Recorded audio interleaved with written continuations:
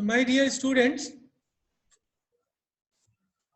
आज के हमारे इस क्लास का टॉपिक है 8086 IC pins and there description, यानी 8086 आईसी के पिन्स, उनका तारुफ और उसकी तफसीलात। तो इस स्लाइड में आप देख रहे होंगे कि नीचे एक 8086 प्रोसेसर का इमेज आपको दिखाया गया है और हम जानते हैं कि 8086 माइक्रो प्रोसेसर में 40 पिन्स होते हैं।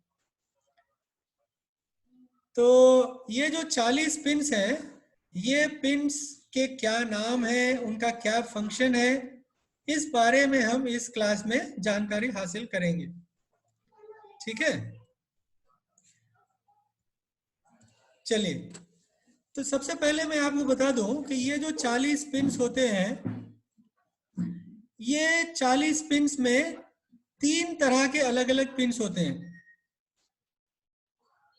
अच्छा, उससे पहले मैं आपको ये भी बता दूं कि एक तरफ तो होता है आपका माइक्रो प्रोसेसर और दूसरी तरफ होता है आपका मेमोरी यानी रैम, या फिर किसी भी किस्म का एक्सटर्नल डिवाइस जिसको हम बैरूनी आले के नाम से यहाँ पर जानते हैं। दरअसल होता यह है कि माइक्रो प्रोसेसर और ये जो दीगर डिवाइसेस हैं, जैसे मेमोरी है या एक्सटर्नल डिवाइसेस हैं, इनके दरमियान में कुछ कम्युनिकेशन होता है और इस कम्युनिकेशन के लिए माइक्रो प्रोसेसर इन 40 पिन्स का इस्तेमाल करता है।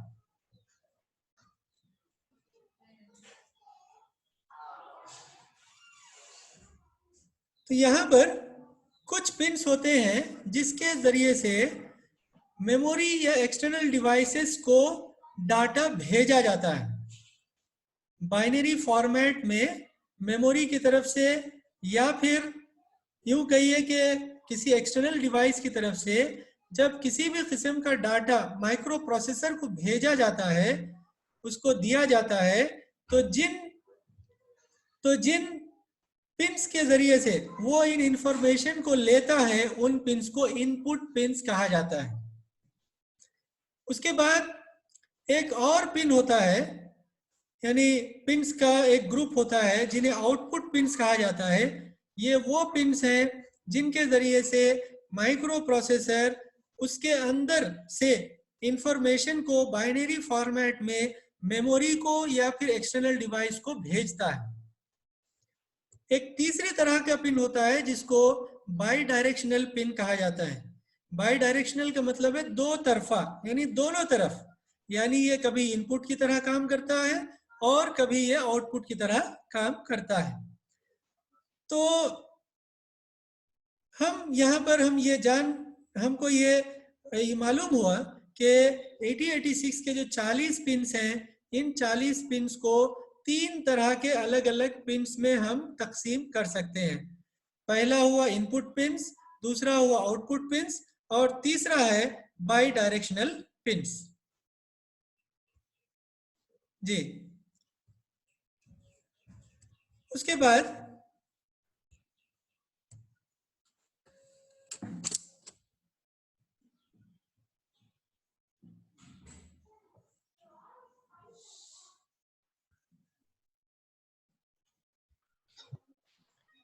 तो जैसा कि हमको अभी मालूम हुआ कि 8086 में 3 तरह के पिन्स होते हैं, इनपुट पिन्स, आउटपुट पिन्स और दो तरफा पिन्स यानी बाई डायरेक्शनल पिन्स।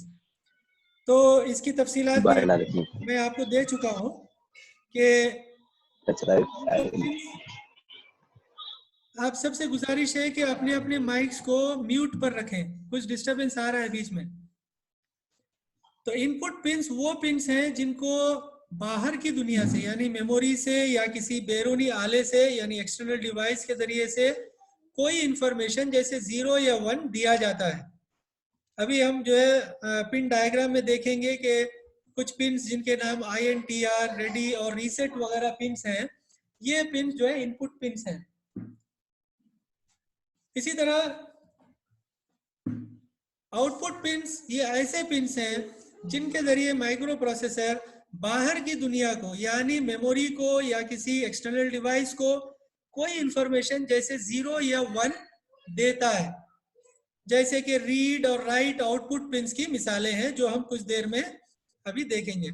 फिर बाइडायरेक्शनल पिंस वो पिंस हैं जो कभी इनपुट की तरह और कभी आउटपुट की तरह काम करते हैं, जैसे एड्रेस और डाटा पिंस, होल्ड और HLDA पिंस वगैरह। तो ये तो हो गया एक तरह का, यूं कहिए कि कैटेगराइजेशन, कि हमने 3 तरह के अलग अलग पिंस में इन 40 पिंस को हमने तकसीम किया।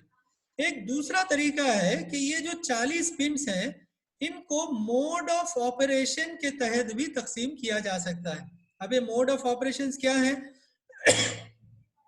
दरअसल हमारा जो 8086 माइक्रो प्रोसेसर है ये कभी मिनिमम मोड और कभी मैक्सिमम मोड में काम करता है।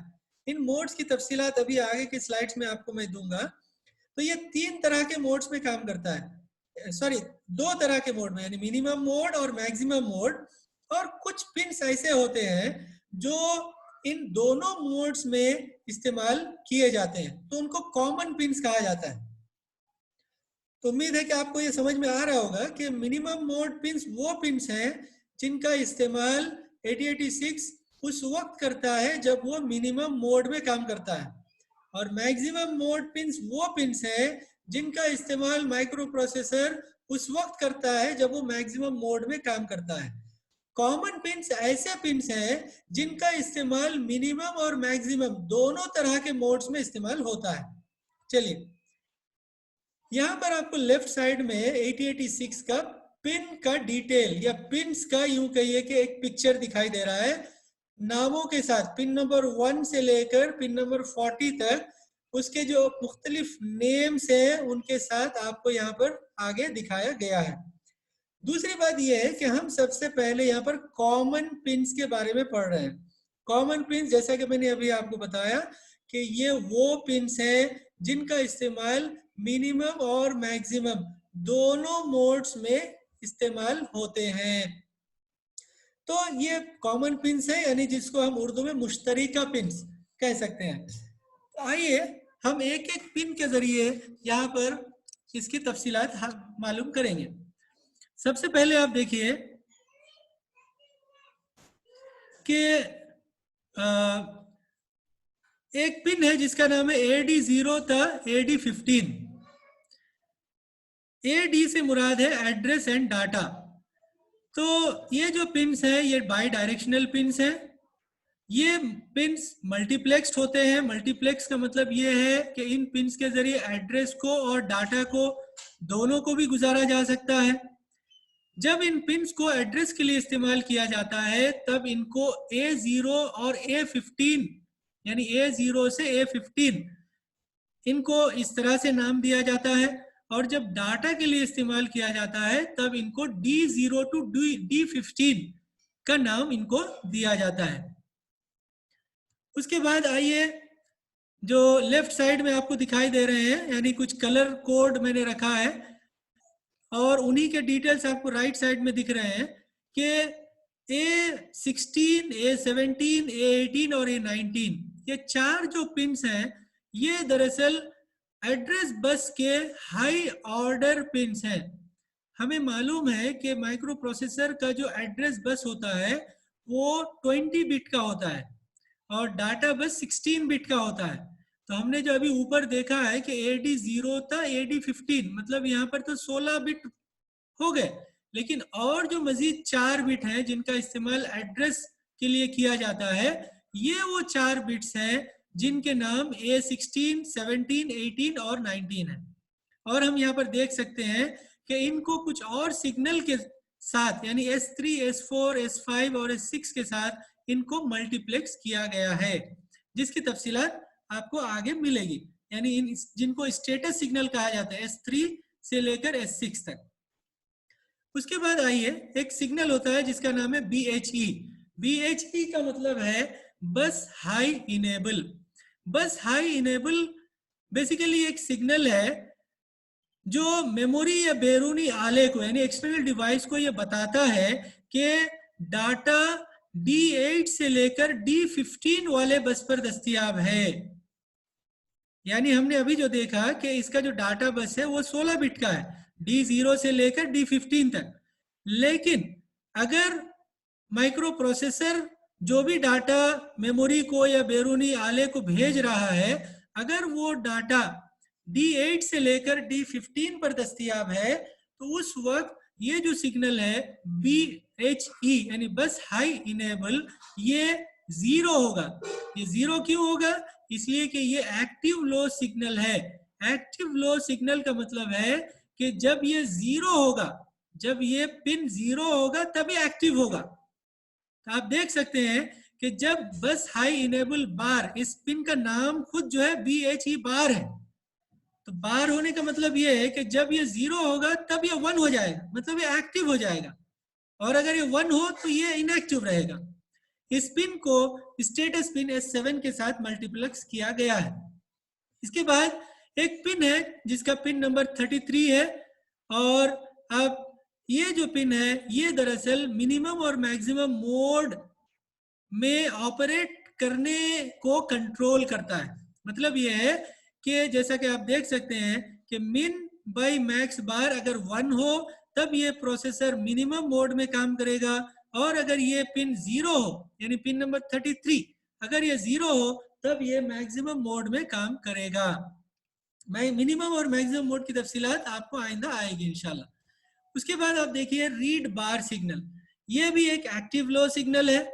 ये जब 0 हो तब माइक्रो प्रोसेसर मेमोरी या किसी एक्सटर्नल डिवाइस को ये बताता है कि वो रीड ऑपरेशन अंजाम दे रहा है।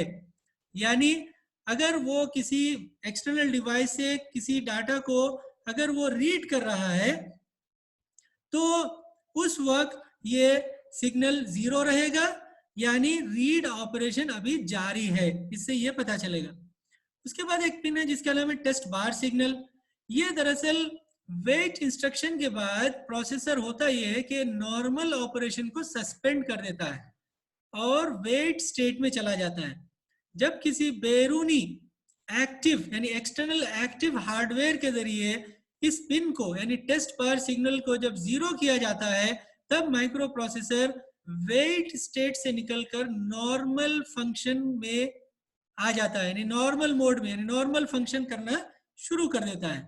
उसके बाद एक पिन है जिसका नाम है रेडी, ये एक इनपुट पिन है, और ये मेमोरी या फिर ये पिन मेमोरी या किसी एक्सटर्नल डिवाइस की तरफ से माइक्रो प्रोसेसर को ये बताया जाता है कि वो रीड या राइट ऑपरेशन के लिए तैयार है।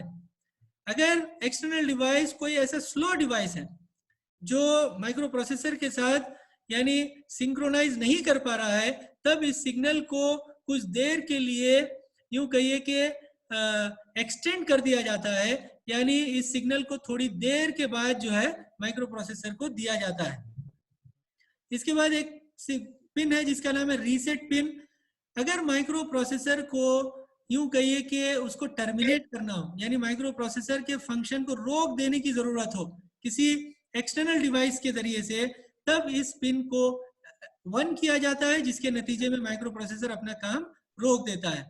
इसके बाद एक पिन है जिसका नाम है क्लॉक पिन। हम जानते हैं कि किसी भी डिजिटल सर्किट को ऑपरेट करने के लिए क्लॉक की जरूरत होती है, तो ये वो पिन है जिसके जरिए से माइक्रो प्रोसेसर को क्लॉक पिन यानी क्लॉक सिग्नल दिया जाता है। उसके बाद एक सिग्नल है या एक पिन है जिसका नाम INTR है, यानी इंटरप्ट रिक्वेस्ट। जब किसी एक्सटर्नल डिवाइस के जरिए से माइक्रो प्रोसेसर को कोई इंटरप्ट रिक्वेस्ट आए, जैसे कोई प्रिंटर लगा हुआ है, प्रिंटर की तरफ से रिक्वेस्ट आ रहा है कि प्रिंट किया जाए, तो वो जो रिक्वेस्ट है इस पिन नंबर 18 से उसको दिया जाता है। और फिर जो है ना एक पिन है जिसका नाम है NMI। NMI का मतलब है नॉन मास्केबल इंटरप्ट। ये एक ऐसा इंटरप्ट है जिसको मास्क नहीं किया जा सकता। मास्क नहीं किया जा सकता का मतलब ये है कि इसको नजरअंदाज नहीं किया जा सकता, यानी किसी भी हाल में उस पिन को यानी उस पिन से आने वाले इंटरप्ट को एक्सेप्ट करना ही होता है। इसके बाद एक लास्ट पिन है मुश्तरिका पिन्स में, कॉमन पिन्स में, जिसका नाम है ग्राउंड या VCC पिन। इन पिन्स के जरिए से प्रोसेसर को पावर और ग्राउंड सिग्नल दिए जाते हैं, यानी ये पावर सिग्नल्स हैं जिसके जरिए से हमारा प्रोसेसर काम करता है, यानी पावर सप्लाई हासिल करता है। तो यहाँ पर ये लेक्चर खत्म होता है।